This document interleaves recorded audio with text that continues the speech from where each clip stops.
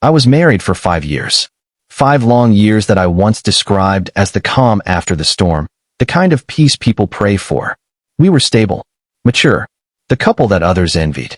Friends would ask how we made it work, and I'd always say the same thing. We communicate. I really believe that. My wife, let's call her Samantha, worked at a small marketing agency downtown.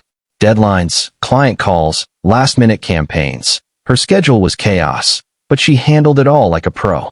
She was disciplined, focused, and sharp. I used to admire her for that. We had our little rituals, Sunday coffee runs, midweek movie nights, late-night kitchen talks about our dreams. I honestly thought I'd found my forever. Then came Dan. At first, his name was just background noise, the kind of name that comes up casually when you talk about work. Dan said this. Dan helped with that. Dan covered my meeting. Nothing suspicious. Just normal. But over time, something changed. It wasn't obvious at first, just a shift in the air. A tone. A new glow on her face when she checked her phone. She'd smile at her screen, then quickly flip it over when I walked in. Text alerts pinging at midnight, followed by her whispering, just work stuff. Her phone, once abandoned on the counter, became her new shadow, always face down, always within reach. I noticed. Of course I did. But I told myself not to be paranoid. I didn't want to be that guy, the jealous husband, the insecure partner. So, I buried the feeling. I trusted her. But the thing about gut feelings? They don't whisper forever. They start screaming. One night, she went to bed early, earlier than usual. Phone tucked under her pillow like it was a secret diary.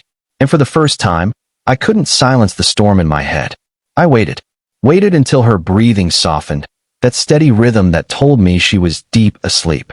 Then, I did the thing I swore I'd never do. I reached under the pillow, slid out her phone, and unlocked it.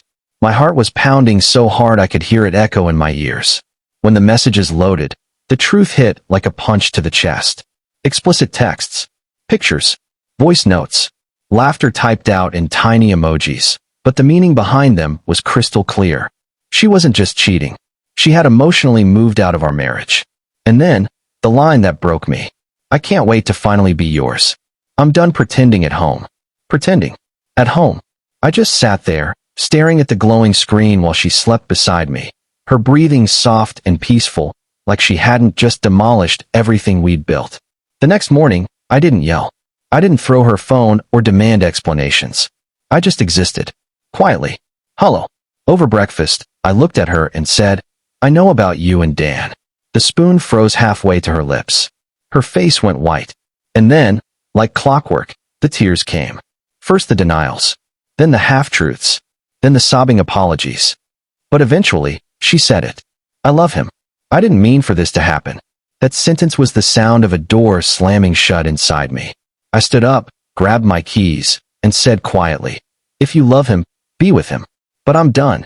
The divorce was quick. Clean. No screaming matches, no courtroom wars. Just 2 signatures and 5 years reduced to paperwork. She moved in with Dan within weeks. Didn't even pretend to wait.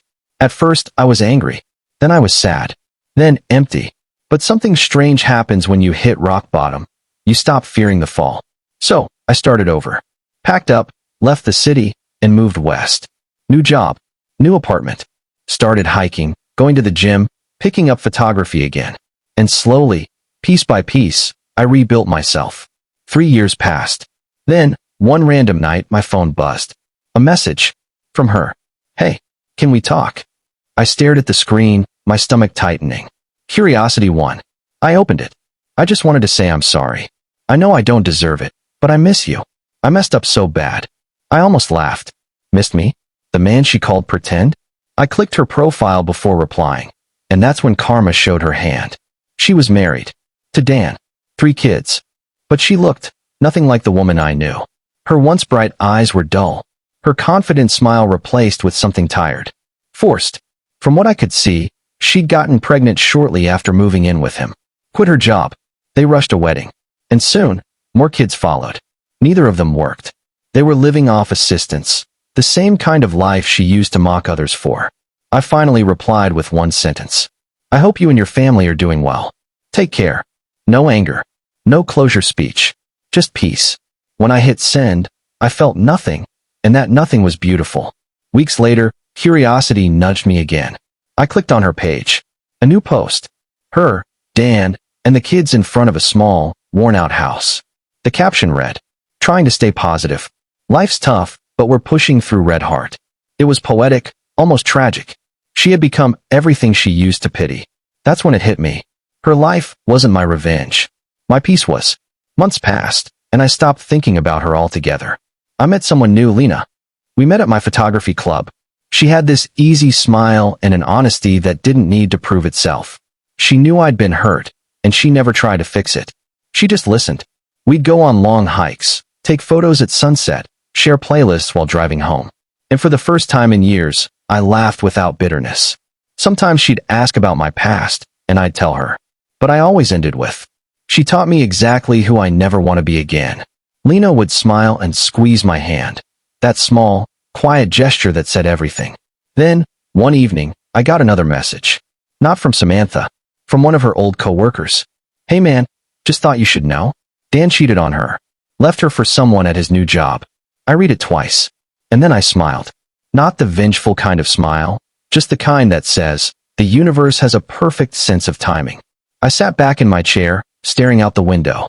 The city lights reflected off the glass, tiny dots of gold against the night sky. Somewhere out there, Samantha was probably sitting alone, crying the same way I once did. And the irony? She finally got to feel what it was like to be me. But I didn't feel joy. Not satisfaction. Just stillness. Like the final note of a long, painful song fading into silence. A few days later, I got another message. This time, from Samantha herself. "I know you've probably heard. I can't believe he did this to me. I don't even know who I am anymore." I read it over and over. Every word dripping with the same confusion and heartbreak she once handed to me. But now, the roles had reversed. The woman who once told me she was done pretending at home was now living in the ruins of her own pretense.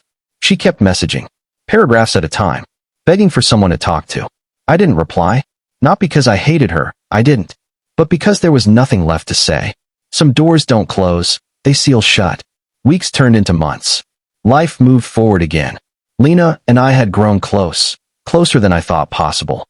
We traveled together, shot photos in national parks, built a rhythm that wasn't forced, no pretending, no walking on eggshells. One evening, as the sun set over the cliffs, she turned to me and said, "You ever think about her?" I took a deep breath. "Sometimes," I said. "Not in the way you think. It's like remembering a house I used to live in, but it burned down. And even if it got rebuilt, I wouldn't move back in." Lena smiled faintly, the golden light hitting her face just right. "You've got a poet's heart," she said softly. And maybe she was right. Because the truth was, pain had turned me into a writer, not of words, but of lessons. A few months later, fate, or maybe irony, threw one last twist my way. I was out for coffee with a few friends when someone tapped my shoulder. I turned around, and there she was. Samantha. I almost didn't recognize her. Her hair was shorter, eyes tired. She looked smaller, not physically, but in spirit. For a second, neither of us spoke. Just two people standing in the wreckage of what used to be love. Then she said quietly, "You look good." I nodded. "Thanks." There was an awkward silence. Then she laughed, that nervous, brittle kind of laugh that cracks in the middle. "He left. For someone younger. Can you believe that?" I didn't answer. Because, yes, I could believe it. She sighed and said, "You were a good husband. I just didn't realize it then." That one hit harder than I expected. Not because I wanted her back. I didn't. But because I had once needed to hear it. I just smiled faintly and said, "Sometimes we only learn after the fire's already burned everything down." She blinked, maybe expecting me to comfort her, maybe hoping for something more. But I just wished her well, paid for my drink, and walked away. Behind me, I could feel her eyes, heavy, regretful, full of everything she threw away. And for the first time, I didn't feel haunted by her memory. I felt free. Weeks passed, then months. And life, as it always does, found new rhythms. Lena and I moved in together. We found this small, sunlit apartment near the coast, where mornings smelled like coffee and sea salt. Sometimes, we'd sit on the balcony in silence, watching the waves roll in. She'd rest her head on my shoulder, and in that quiet, I'd think, this is what peace feels like. No drama, no lies, no pretending. Just love, simple and real. Then, one rainy afternoon, while I was organizing old photos, I came across a folder labeled S and Me. Hundreds of pictures, vacations, birthdays, laughing faces that didn't know what was coming. For a moment, I hovered over the delete button, but instead, I created a new folder and renamed it Lessons Learned. Because that's what she was, in the end, a lesson. About trust. About betrayal. About the power of walking away without burning yourself trying to make someone else feel the fire. A few years later, maybe 4, I got a wedding invitation. From her. No, not to me, to us. She was getting married again. Different man. Different town. The note inside said, I hope you're happy. I finally understand what real love means. I smiled reading it. Not because of her happiness, or mine, but because it felt like the story had finally closed. Like the last chapter had been written, signed, and shelved. Now, whenever someone asks me if I believe in karma, I tell them this. Karma doesn't always show up in big, dramatic moments. Sometimes, it walks in quietly, hands you peace, and walks away. My ex-wife? She got her karma. Dan got his. And me? I got something better, clarity. Years passed. The kind of years that quietly slip by while you're busy living. Not looking back, not chasing ghosts. Lena and I had built a life that was calm. Not boring, peaceful. A kind of peace that doesn't come from luck, but from choosing the right people to stand beside you. We got married in a small ceremony by the ocean. Just a handful of friends, a few family members, and the sound of the waves rolling against the shore. No drama. No fancy speeches. Just vows whispered between 2 people who actually meant every word. After the ceremony, as we danced barefoot in the sand, I remember thinking, this is it. This is what love is supposed to feel like. No chaos. No guessing. No pretending. Fast forward 7 years. One Saturday morning, Lena and I were at a local park, setting up for a small charity photo event. We were helping raise money for a community art center, something we'd both become passionate about. As I adjusted the tripod, I heard a faint, familiar voice behind me. One I hadn't heard in nearly a decade. Excuse me, are you still doing photography? I turned around, and time slowed down. It was Samantha, older now. Lines around her eyes that weren't just from age, they were from life. Her hair streaked with gray. Her smile, hesitant, fragile. She looked nothing like the woman I once knew. And yet, I recognized her instantly. For a second, neither of us spoke. Just stood there, surrounded by laughter and sunlight, 2 people with 1,000 unsaid things between them. Finally, she said, you look happy. And I was. Really, truly happy. Yeah, I said softly. I am. She nodded, her eyes glistening just a little. I'm glad. You deserve that. There was something different about her voice. No arrogance, no walls. Just quiet regret. She told me her kids were teenagers now. That she worked part-time at a small design firm. That she was trying to find herself again. Dan was long gone. Apparently, after he left her, he never looked back. She raised the kids alone, worked, struggled, survived. I could tell by the way she talked about them that they were her anchor. Her redemption. Then she smiled faintly and said, I used to think I had everything figured out. Turns out, I didn't even know what love was. I just nodded. Because there was nothing to add, she already knew. We talked for maybe 10 minutes. It wasn't awkward. It wasn't emotional. It was peaceful. Before she left, she said, thank you for being kind, even when I didn't deserve it. And with that, she walked away. I watched her go. The woman who once broke me beyond recognition. Now walking quietly, shoulders slightly hunched. Like someone who'd finally learned the cost of chasing illusions.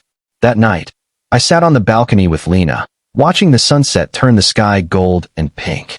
She rested her head on my shoulder and asked, you okay? Yeah, I said. Just thinking. About her.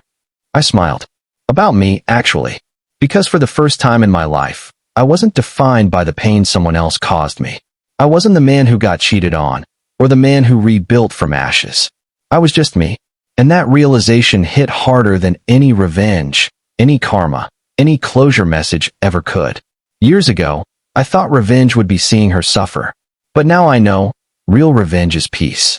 It's standing in the middle of a life you built from the wreckage, and realizing that you no longer feel the need to look back.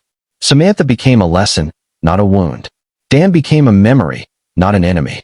And I became someone who finally understood that love doesn't destroy, it builds. Sometimes I still scroll through old photos, not to reminisce, but to remind myself of how far I've come. There's one picture, me and Samantha, laughing in our kitchen, flour on our faces from a failed attempt at baking. Once, that photo hurt to look at. Now it just makes me smile, because it's proof that even broken things can have beautiful moments. And those moments don't lose their beauty, even if the story ends badly. So yeah, years later, I got my closure. Not from her apology, not from karma, but from finally realizing I didn't need either.